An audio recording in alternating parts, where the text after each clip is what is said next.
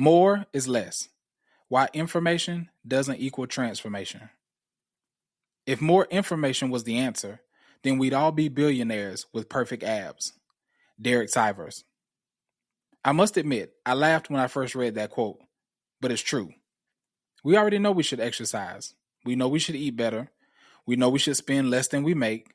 We know we should put our phones down, get more sleep, and invest in the relationships that matter most. Our problem isn't usually ignorance, it's implementation.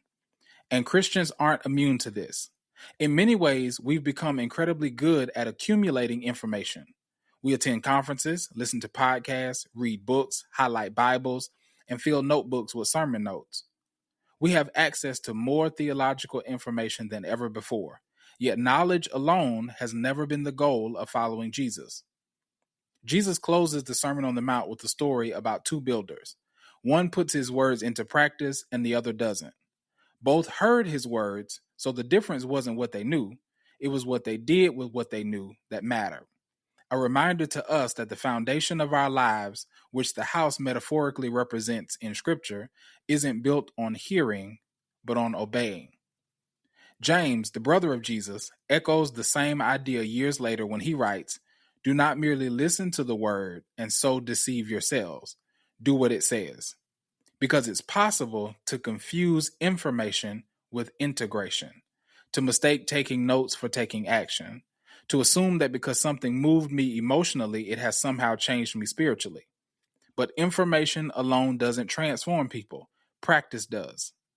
This realization has shaped everything I'm trying to build through speaking, writing, podcasting, coaching, and our community at Kingdom South.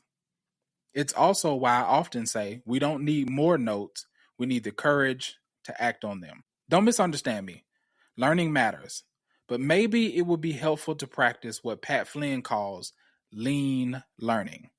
He writes, "While it's important to immerse yourself in learning, be mindful not to fall into the trap of overconsumption. Balance is key.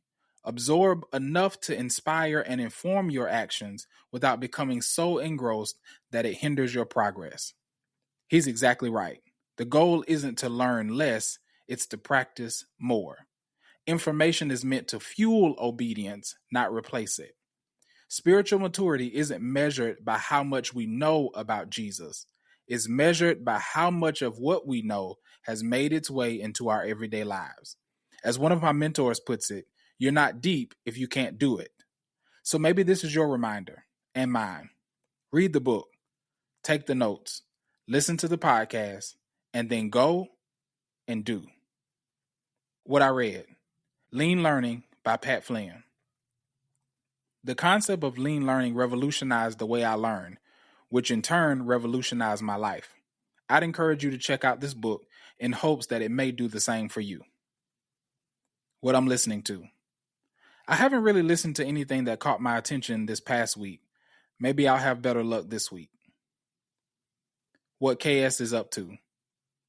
This past Sunday, we kicked off our summer series, KS at the Movies. It's our attempt to copy Jesus' illustrative genius by using movies as modern-day parables. The week one message was based on the movie Creed. I'll post a link to our church's podcast so you can check out the recap.